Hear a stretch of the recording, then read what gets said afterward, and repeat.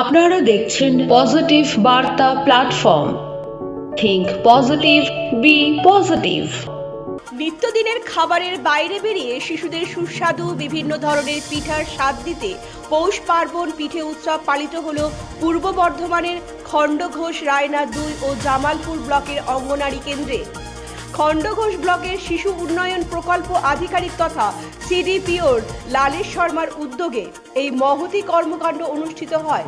খণ্ডঘোষ ব্লকের সিডিপিওর লালেশ শর্মা বর্তমানে জামালপুর ও রায়না 2 ব্লকের সিডিপিওর ইনচার্জের দায়িত্বে আছেন। তিনি জানান, প্রতিদিনের এক ধরনের খাবারের পরিবর্তে শিশুদের নিত্য নতুন এবং পৌষ পার্বণের আবহে বিভিন্ন ধরনের পিঠের স্বাদ দেওয়ার জন্যই এই ধরনের কর্মসূচির আয়োজন করা হয়েছে।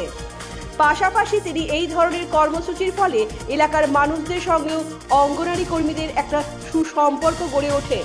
যেমন বিভিন্ন ধরনের পিঠা তৈরিতে সহযোগিতা করেন বাচ্চাদের মায়েরা, পাশাপাশি সকলে আনন্দের সাথে গ্রহণ করেন বিভিন্ন স্বাদের খাবারও।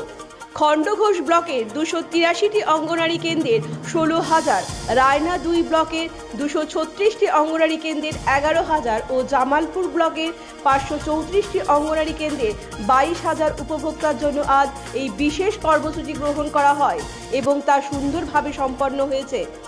সিডিপিওর লালেশ শর্মার এই ভিন্ন উদ্যোগকে সাধুবাদ জানিয়েছেন সর্বস্তরের মানুষজন। ব্যুরো রিপোর্ট, পজিটিভ বার্তা।